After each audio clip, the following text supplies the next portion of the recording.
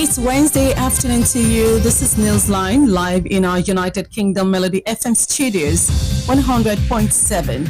I am Elizabeth. I'll walk us straight to the headlines. Federal government unveils digital portal to report housing fraud. 5,000 jobs for Oyo State youth in 24 months as Oluyole Free Trade Zone takes off. On entertainment news, Netflix glitch leaves thousands of US Canadian users unable to stream. And on business news, CBN mandates Moniepoint, OPay, PalmPay, others to geotag 4.2 million POS terminals in 60 days. And on the foreign scene, Israeli forces seize $450,000 terror funds in West Bank raid. And on sports news today, NPFL clears Super Eagles goalkeeper. Here is the news in detail, starting with entertainment stories. Netflix, the global streaming service with millions of subscribers, suffered a major outage yesterday, leaving more than 11,000 users in the United States and Canada unable to stream content. The disruption began around 6:15 p.m. European time, with subscribers reporting difficulties loading shows and films. Data from outage tracker Down Detector showed complaints peaked at over 11,500 by 9:30 p.m. before dropping to about 6,600 by 10:30 p.m. Some users said access had been restored, but many still experienced issues. About 66% users said they had streaming problems, 19% reported server connection errors, and 15% had trouble with the app itself. Pop superstar Taylor Swift and American football player Travis Kelce has announced their engagement, setting the stage for a high-profile wedding for the celebrity couple. A joint post on their Instagram pages showed pictures of Kelce on one knee making his marriage proposal in a flower-laden garden, and then Swift, 35, displaying a large diamond ring. And straight to local news, the federal government has unveiled a digital platform that allows Nigerians to report fraudulent activities in housing estates, upload supporting evidence, and monitor the progress of their complaints. This initiative was announced by the Federal Ministry of Housing and Urban Development, marking a significant step toward enhancing accountability and transparency in the real estate sector. The launch included demonstrations by technical consultants, Messrs. Freetone Investment Limited and Messrs. The ministry stressed that fraudulent practices in housing estates will no longer be tolerated and that offenders will face the full weight of the law. The Oyo State government and a business firm in Singapore have entered into a partnership to develop the Oluyole Free Trade Zone. The Chief of Staff to Oyo State Governor Otumba Segun Ogunwuyi, represented by the Commissioner for Budget and Economic Planning, Professor Musibao Babatunde, stated this while handing over 500 hectares of land along Lagos-Ibadan Expressway, Oluyole local government area, to Euro FMCG under the public-private partnership arrangement. According to Otumba Ogunwuyi, the partnership aligned with the vision of the state to drive and expand the state economy as outlined in Governor Seyi Makinde's Roadmap to Sustainable Development Agenda 2023 to 2027. The Ogun State Waste Management Authority have sanctioned 128 residents and 20 industries for disposing of waste indiscriminately across the state. The residents who were sentenced to hours of community services committed the environmental offenses in Sango-Ota, Ifo, Ijebu-Ode, Apanlanto, and Abeokuta as they were caught disposing of their waste on median and public places, while the industries were equally sanctioned after the truck were caught disposing of waste on road veggies along the Lagos-Ibadan and Shagamu-Abeokuta expressways. This is according to a statement issued by the Special Advisor and Managing Director of Oguwama, Mr. Abayomi Honye. Mr. Honye explained that the residents and trucks of the industries were apprehended by the authorities' enforcement squad in the wee hours of the day while committing the act contrary to the state environment laws. And straight to Edo State, where the Edo State Governor, Mr. Monday Okebolo, has paid glowing tributes to the state founding fathers and past leaders, commending their vision and sacrifices which laid the foundation for the state growth over the past 34 years. The governor also lauded the resilience and indomitable spirit of the Edo people, both at home and in the diaspora, describing it as unique and irreplaceable. Mr. Okebolo highlighted the state achievement in education, healthcare, infrastructure, and economic development while admitting that challenges remain. Thank you for staying tuned. This live returns shortly. Please stay with us.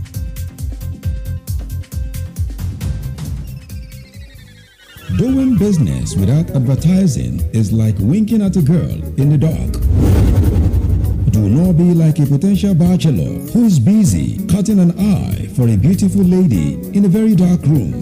Give your business the much needed publicity it deserves. Come do business with us by advertising your goods and services on Melody 100.7 FM Ibadan, and let's use our platform to uplift your own. Advertise with us by contacting our marketing department at number 2 MB Makpaderu Street, Bodewasimi, Basharun, Ibadan, Oyo State, Nigeria. Telephone 0915-500-107. That is 0915-500-1007. You can also follow us on all our social media platforms at Melody 107 FM. At Melody FM Ibadan, we help make your business to blow. Yaga yaga.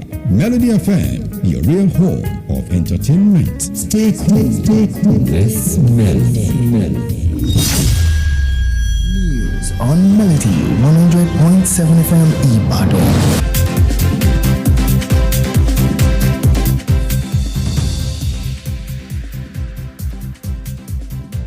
You're welcome back. You've been listening to Newsline on Melody 100.7 FM. Thank you for staying with us, and the news continues with the business story. The Central Bank of Nigeria has given directive that will shut down POS devices that are used outside of a merchant registered address. In a circular issued to journalists, the regulator ordered all licensed operators, including MoneyPoint, OPay, PalmPay, and banks, to geotag every POS terminal within 60 days. This means that the millions of POS devices currently used by agent and merchant across Nigeria must now be registered with exact GPS coordinates showing where each device has been used. According to the CBN, the move is meant to curb fraud, stop the use of cloned or ghost terminals, and make it easier to track transactions in real time. And on the foreign scene, Israeli police have said that security forces seized roughly 1.5 million shekels of terror funds during a raid in the occupied West Bank a day earlier. Israeli forces targeted a currency exchange in Ramallah yesterday, leaving dozens of Palestinians wounded, according to the Red Crescent. Israel carries out frequent raids across the West Bank, where tensions have remained high throughout the Gaza war, but incursions into central Ramallah, the seat of the Palestinian Authority, are relatively rare. And finally, on sports news today, the board of the Nigerian Premier Football League, NPFL, has officially cleared Super Eagles goalkeeper Adewale Adeyinka of all allegations, lifting the ban imposed on him earlier. According to the league, Adeyinka is now free to pursue new opportunities and register with any club of his choice, while investigations into the matter remain ongoing. Adeyinka, widely regarded as one of the most experienced shot stoppers in the league, is now free to secure a move ahead of the 2025-2026 NPFL season. And before we end Newsline this afternoon, here is a recap of the highlights. Federal government unveils digital portal to report housing fraud. 5,000 jobs for Oyo State youth in 24 months as Oluyole Free Trade Zone takes off. Netflix glitch leaves thousands of US Canadian users unable to stream. CBN mandate Monopoint, OPay, PalmPay, others to geotag 4.2 million POS terminals in 60 days. And on the foreign scene, Israeli forces seize $450,000 terror funds in West Bank raid. And finally, in sport news today, NPFL clears Super Eagles goalkeeper.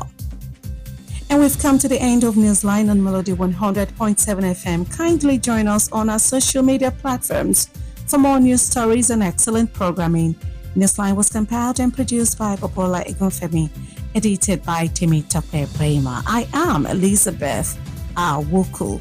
Please stay tuned for the Yoruba version of the news shortly. Good afternoon and many thanks for listening.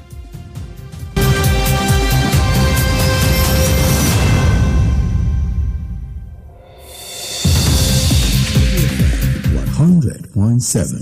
Stay cool with Melody. Àwa lára tí gbénú ọmọ alára dábírà.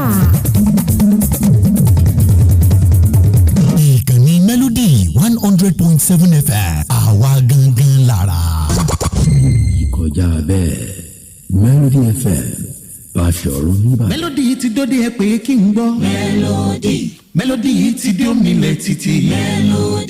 Kètèkètè ló gbọ́ wá káàkiri àgbáyé. Melody.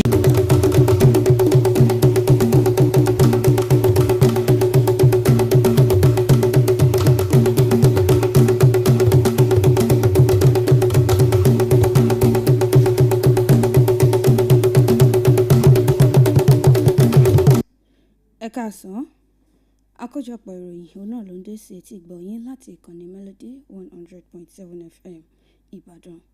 Ọlábísí Ọládìméjì lóníròyìn yín. Ṣáájú ẹ gbọ́ kókó tó wà nínú ìròyìn náà. Ìjọba àpapọ̀ ṣí ojú òpó ayélujára láti máa fi ẹjọ́ jìbìtì ilé sùn. Iṣẹ́ 5,000 fún àwọn ọ̀dọ́ ní ìpínlẹ̀ Ọ̀yọ́. Ìròyìn ní ẹ̀ka múlùúdùn. Àìtọ́ ojú òpó Netflix ló ṣe ìdènà fún àwọn tí wọ́n ń lò nílẹ̀ Amẹ́ríkà àti Canada.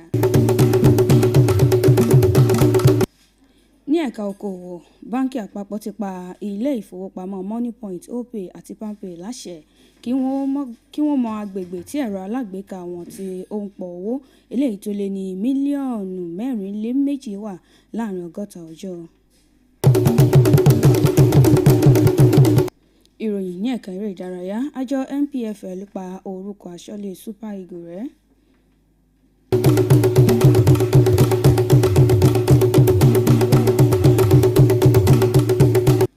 Ìròyìn ọ̀hún rèé lẹ́kùnrẹ́rẹ́. Ojú òpó Netflix òun náà ni ogunlọ́gọ̀ àwọn èèyàn tí wọ́n ń lò ní ilẹ̀ Amẹ́ríkà àti ilẹ̀ Canada ni wọn ò ní àǹfààní láti wọ ojú òpó ọ̀hún mọ́ láti wo sinimá àgbéléwò. Wọ́n ní àìléwọ ojú òpó mọ́ Netflix ọ̀hún òun náà ló bẹ̀rẹ̀ ní nǹkan bíi aago 6 ó lé ìṣẹ́jú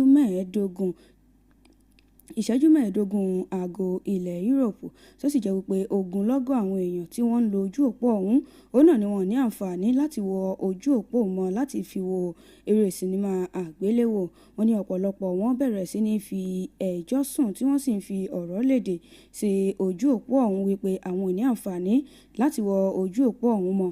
Ọ̀pọ̀lọpọ̀ àwọn èèyàn tí wọ́n ń lò ó ní wọ́n ti gbé gidá tí wọn ò sì rí ààyè wọ ojú òpó Netflix ọ̀hún ní ilẹ̀ Amẹ́ríkà àti ilẹ̀ Canada.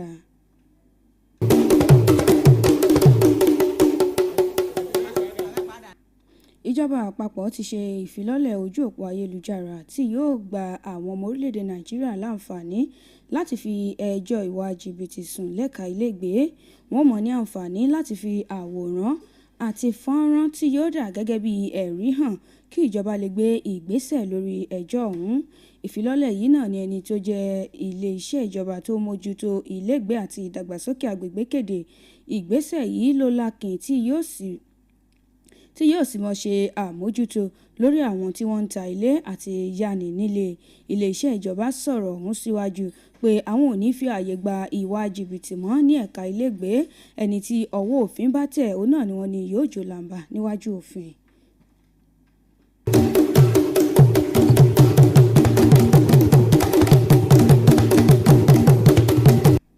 Ìjọba ìpínlẹ̀ Ọ̀yọ́ àti ilé-iṣẹ́ okòwò kan ní ilẹ̀ Singapore ní ẹnu wọn ti kò lórí ìbáṣepọ̀ okòwò eléyìí tí wọ́n ń pè ní Olúyọ̀lé Free Trade Zone.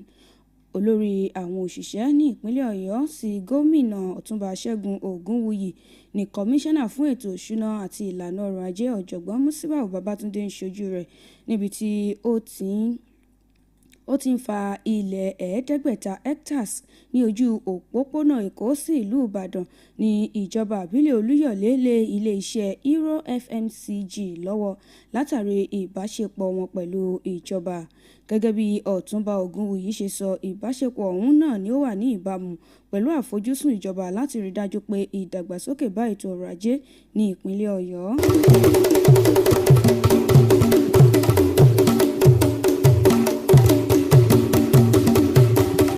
Àwọn àjọ tó mójútó dídá ìdọ̀tí nù ní ìpínlẹ̀ Ògùn ti fún àwọn olùgbé tó tó 118 àti ilé-iṣẹ́ 20 ní ìwé pé wọ́n ń da ilẹ̀ sí ọ̀nà tí ò tọ́ ní ìpínlẹ̀ ọ̀hún.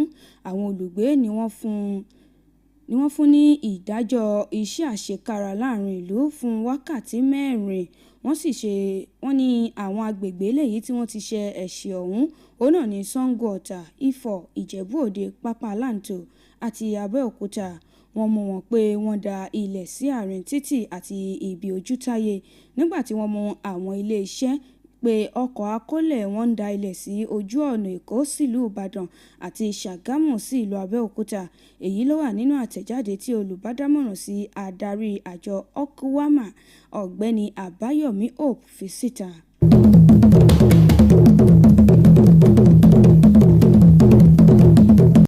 Àkójọpọ̀ ìròyìn òun náà lẹ́ ń gbọ́ yìí níkànnì Melody 100.7 FM Ìbàdàn. Ǹjẹ́ ìwọ mọ̀ pé ká máa ṣòwò láì ṣe ìpolówó ọjà bí ìgbà téèyàn ń ṣẹ́jú nínú òkùnkùn ni kò ní yọ. Ìpolówó ọjà làgúnmu òwò. Ẹ má dàbí ọ̀dọ́kùnrin tí ń ṣẹ́jú sọ̀sọ̀rọ̀ lọ́mọge nínú òkùnkùn. Ẹ polówó ọjà yín bó ti yẹ. Ẹ wá bá wa dòwò pọ̀ ní ìkànnì Melody 100.7 FM Ìbàdàn. Nípa pípolówó ọjà yín ká sì fi tiwa gbé tiyín lárugẹ. Ẹ kàn sí ẹ̀ka ìpolówó ọjà wa níléeṣẹ́ wa tó wà ní ojúlé kejì MB Mápàdérun Bódè Wàásìmí Báṣọ̀run Ìbàdàn nípínlẹ̀ Ọ̀yọ́ orílẹ̀-èdè Nàìjíríà. Ẹ sì lè pè wá sórí ẹ̀rọ ìbáraẹnisọ̀rọ̀ 0915 500 107 lẹ́ẹ̀kan sí 0915 500 107. Bákan náà lẹ́tún lè kàn sí wa lórí àwọn ìtàkùn ayélujára wa @Melody 107 FM ní ìkànnì Melody FM Ìbàdàn. À ń polówó ọjà tó kówó yóò sì búrẹ́kẹ́. Melody FM ìkànnì àgbọ́dúnú ẹ mọ̀ gbádùn ẹ̀ṣọ́. Ìròyìn ní ìkànnì Melody 100.7 FM Ìbàdàn. Ẹ káàbọ̀ padà. Àkójọpọ̀ ìròyìn ó sì ń tẹ̀síwájú níkànnì Melody 100.7 FM Ìbàdàn. Ní báyìí, ìròyìn ní ẹ̀ka okòwò. Báńkì àpapọ̀ lórílẹ̀‐èdè Nàìjíríà ti pa àwọn ilé ìfowópamọ́ láṣẹ pé kí wọ́n dá owó eléyìí tó jẹ́ owó ẹ̀rọ iléeṣẹ́ alágbèéká eléyìí tó ń pọ̀ owó eléyìí tí wọ́n ń pè ní POS tí wọ́n ṣe. Ó ní kí wọ́n wọ ìforúkọsílẹ̀ wọn pé kò gbọ́dọ̀ tayọ ibi tí wọ́n ti ń lo ẹ̀rọ alágbèéká ọ̀hún. Àtẹ̀jáde yìí ni wọ́n fi ṣọwọ́ sí àwọn oníròyìn pé àwọn tí wọ́n fi orúkọ sílẹ̀ tó fi dórí ilé ìfowópamọ́ Moneypoint, Opay, Palmpay àti àwọn ilé ìfowópamọ́ mìíràn pé kí wọ́n gbé ìgbésẹ̀ ọ̀hún láàrin 60 ọjọ́. Èyí tó túmọ̀ sí wípé ogunlọ́gọ̀ àwọn tí wọ́n ń lo ẹ̀rọ POS lórílẹ̀‐èdè Nàìjíríà gbọ́dọ̀ fi orúkọ wọn sílẹ̀ àti ibi tí wọ́n ó ti máa lo ẹ̀rọ ọ̀hún.